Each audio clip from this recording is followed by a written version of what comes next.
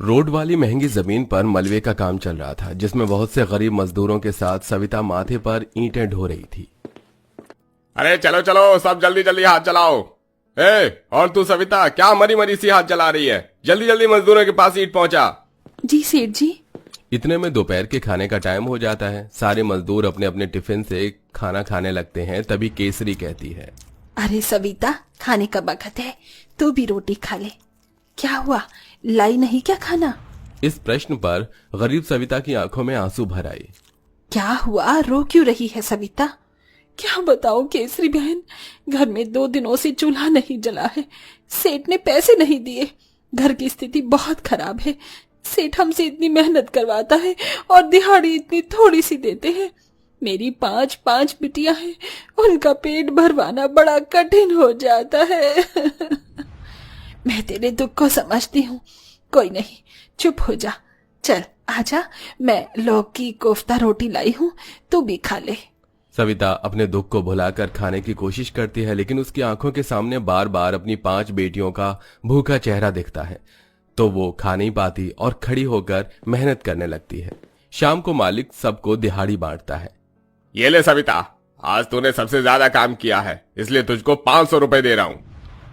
500 रुपए देखकर गरीब सविता की आंखों में खुशी के आंसू आ जाते हैं। बहुत बहुत धन्यवाद सेठ जी। इन पैसों से आज मैं अपनी बेटियों को अच्छा खाना खिलाऊंगी। सविता खुश मन से बनिया की दुकान पर जाती है, तो वहीं सबसे छोटी 4 साल की टीना अपने पड़ोस के घर से आती खाने की खुशबू से उनके दरवाजे पर आकर खाने के लालच में खड़ी हो जाती है। आहा, वाह, क्या बढ़िया मटर पनीर बनाई है मैंने आज तो। रोटी खाने में मजा आ गया। अब जर्दा बिरयानी बना लेती हूँ। जैसे ही अमीर घमंडी रूपाली बच्ची को दरवाजे पर खड़ा देखती है तो दुत्कार कर भगाने लगती है। ए लड़की, चल भाग मेरे दरवाजे से। लेकिन उस डांट के बाद भी टीना नहीं जाती, क्योंकि बच्चों का मन आईने के जैसे साफ होता है। उसमें छल कपट नहीं होता। बड़ी मासूमियत से टीना खाना मांगने लगती है। आंटी आंटी, मुझको आपके घर से तो खाने की बहुत अच्छी खुशबू आती है, मुझको भी खिला दो ना। तभी दिल छोटा करके रूपाली टीना का हाथ खींच कर लाती है और सविता को भला बुरा सुनाती है। अरे वो सविता, तू अपनी बेटियों को खाने को नहीं देती क्या? जब देखो आस पड़ोस में किसी के घर में भी कुछ अच्छा बनता है तो दरवाजे के चक्कर मारने लगती है। हुआ क्या है रूपाली बहन, तुम ऐसे क्यों कहती हो? अरे जिसकी तुम जैसी 5 बेटियों वाली गरीब पड़ोसन होगी तो वो तंग ही होगी। तुम नमक रोटी खाने वाले लोगों के बस की थोड़ी ही है कि एक टाइम में 10 तरह का खाना खा लो। कभी दाल रोटी से आगे भी बढ़ जाओ। पड़ोसन का दिया ताना उस गरीब 5 बेटियों वाली माँ के कलेजे पर छुरी के जैसे चलता है। वो रोते हुए अपनी सबसे छोटी बेटी पर गुस्सा करने लगती है। क्यों री टीना, जब मैंने घर में रोटी बनाई थी तो क्यों गई थी तू पड़ोसन के घर में? बोल। क्योंकि मुझको ये छुकी लोटी लोज लोज नहीं खाई जाती। मुझको भी 10 तरह वाला खाना खाने का दिल करता है, पर तुम कभी नहीं बनाती हो। ये सुनते ही उस गरीब माँ का दिल अपार दुखों से भर जाता है, क्योंकि सविता के हालात ऐसे नहीं थे कि वो एक टाइम में भी अपनी 5 बेटियों को बढ़िया खाना खिला सके। सविता के हालात हमेशा से ऐसे नहीं थे। जब तक उसका पति ओम प्रकाश कमाता धमाता था, उसने कभी सविता को घर से बाहर काम करने की नौबत नहीं दी। कुल मिलाकर वो अपनी पत्नी और बेटियों का भरण पोषण करवा रहा था। लेकिन एक दिन एक्सीडेंट में उसके दोनों पैरों में फ्रैक्चर हो आया, जिससे वो 6 महीने के लिए घर बैठ गया। और ऐसे में घर का खर्च चलाने के लिए पिछले 2 महीने से वो गरीब माँ बुरी परिस्थिति में है। लेकिन 5 बेटी में सबसे बड़ी 12 साल की बबीता अपनी माँ के दुख तकलीफों को सबसे ज्यादा समझती है। टीना, पता है ज्यादा तरह का खाना खाने से हम बीमार पड़ जाते हैं, लेकिन अगर तुम ये रोटी खाओगी तो भीम की तरह तुम में भी शक्ति आ जाएगी। झूठ झूठ, तुम झूठ बोलती हो बबीता दीदी। सच तो ये कि हम लोग गरीब हैं, इसलिए हमको डेली डेली गरीबाना खाना खाना पड़ता है। ये सुनकर गरीब माँ की आंखों से झरझर आंसू बहने लगे। हे भगवान, कैसी बदनसीब लाचार माँ हूँ मैं, जो अपनी बच्चियों को उनकी मनपसंद का खाना भी नहीं खिला पा रही हूँ। तभी पूजा ने अपनी माँ के आंसू पोंछते हुए कहा, तुम मत रो माँ, हम तुमसे अमीरों वाला 10 तरह का खाना नहीं मांगेंगे, हम ये रोटी खा लेंगे। 5 बहनें मन मारकर रूखी सूखी रोटी काट काट कर खाने लगी। लेकिन सविता की जिंदगी में इतना ही दुख बहुत नहीं था कि उसकी मुश्किल तब और बढ़ गई जब मलबे के काम से एक साथ कई मजदूरों को निकाल दिया गया, जिसमें सविता का नाम भी था। सेठ जी, आपने तो कहा था कि यहाँ फैक्ट्री डलेगी, 6 महीने तक मजदूरी का काम रहेगा और आप एकदम से निकाल रहे हैं। मेरी छोटी छोटी बेटियां हैं, मैं कैसे उनका पेट भरवाऊंगी, खिलाऊंगी, पिलाऊंगी। अरे वो सब मरे ना पता, कठे से करेगी तू। एली, तेरी हालत पर तरस खाकर 500 रुपए दे रहा हूं। सेठ ने 50 रुपए देकर सीधे सीधे उस गरीब माँ के पेट पर लात मार दी।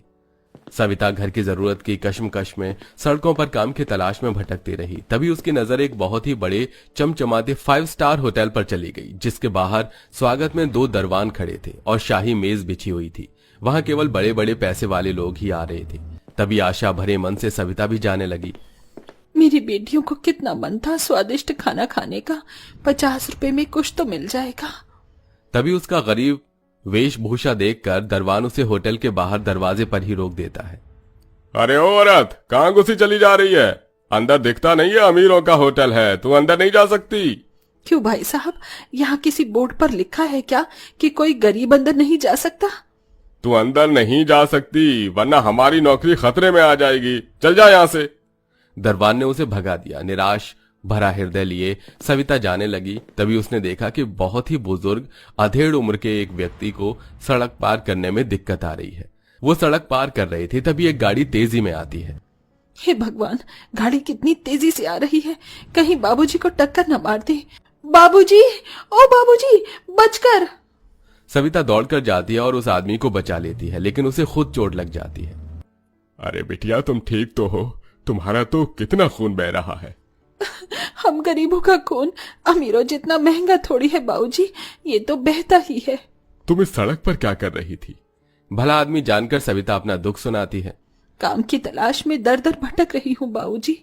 5 बिटियां हैं मुझ बदनसीब की, उनका पेट भरवाना है, लेकिन विधाता जैसे मुझ गरीब माँ के सब्र का इम्तिहान ले रहा है। अमीरों के लिए हर दिन दिवाली की चमक धमक से भरी हुई है, लेकिन गरीब बेचारा रोटी के लिए मारा मारा भटकता है। यही जिंदगी है बस। सविता के दुखड़ों से उस बुजुर्ग का दिल भी भर आया। वो कोई और नहीं बल्कि उस 5 सितारे वाले होटल के मालिक दिलीप सिंघानिया थे। चिंता मत करो बेटी, कभी कभी ईश्वर कुछ दुख इसलिए देता है ताकि पूरा जीवन सुधर सके। तुमको काम चाहिए ना? ये मेरा होटल है, यहाँ काम कर लो।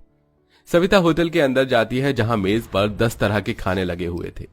ये कितने तरह का अमीरों वाला खाना है, इतना तो मैंने अपने जीवन में भी कभी नहीं देखा। सविता उसी होटल में बर्तन मांजने और साफ सफाई करने लगी और घर आई, जहाँ बच्चियां खाने के इंतजार में बैठी हुई थी। नैना, सोनाली, पूजा, टीना, बेटी खाना खाओगी ना? तभी मुरझाए मन से सोनाली ने कहा, नहीं माँ, मेरा खाना मत बनाना। मेरा भी मत बनाना माँ, हमारा पेट भरा हुआ है। अरे पर तुम सबने तो सुबह का खाना खाया हुआ है, अभी तक तो भूख लग गई होगी ना? भूख तो लगी है माँ, लेकिन मुझको दाल मखनी और नान रोटी खाने का दिल है, और मुझको शाही पनीर पुलाव और पनीर चाप खाना है, और मैं तो पूरी 10 तरह का खाना खाऊंगी माँ। बोलो ना, तुम किस दिन हमारे लिए 10 तरह का खाना बनाओगी? सविता की आंख से आंसू छलक आए। उसने उदास मन से कहा, बस थोड़े दिन का दुख है, मेरा काम अच्छी जगह ही लग गया है। पैसे मिलते ही मैं तुम 5 के लिए 10 तरह का खाना बनाऊंगी, वो भी तुम्हारे मन का। तब तक ये खा लो। सविता पैसों की तंगी के चलते पतली पानी जैसी दाल और रोटी बनाकर उनको खिलाती है। दिन गुजरते जाते हैं और पूरा 1 महीना बीतने पर उस गरीब माँ को पहली तनख्वाह मिलती है, जिससे ढेर सारा राशन पानी, खोया, पनीर, चाप, मटर इत्यादि खरीद कर सविता घर लाती है और ममता भरे मन से अपनी बेटियों की ख्वाहिश का खाना बनाती है। तो वहीं बगल में उसकी 5 बेटियां खाली थालियां लिए हुए बैठी थी। कितनी अच्छी खुशबू आ रही है। मैं तो आज मेरी मनपसंद का मटर पनीर पेट भर कर खाऊंगी। मैं तो स्वादिष्ट वाला सोयाबीन चाप खाऊंगी और दही बड़ी भी खाऊंगी, पुलाव भी खाऊंगी। टीना, तू क्या खाएगी? मैं तो छाला थाना खा जाऊंगी और पूला पतीला का बिरयानी भी मैं खाऊंगी। ये सुनकर चारों बड़ी बेटी हंस पड़ती हैं। कुछ घंटे में सविता 10 तरह का खाना बनाकर तैयार कर देती है, जिसमें लजीज जर्दा बिरयानी, पुलाव, कई तरह की सब्जी जैसे कि मटर, शाही पनीर, चाप की सब्जी और कई तरह की रोटी जैसे कि रुमाली रोटी, मिस्सी रोटी, लच्छा पराठा वगैरह वगैरह भी बना रखा था। सब कुछ परोसकर सविता पांचों को प्यार से पुकारती है। खाना तैयार है मेरी प्यारी बेटियों, जल्दी से आ जाओ।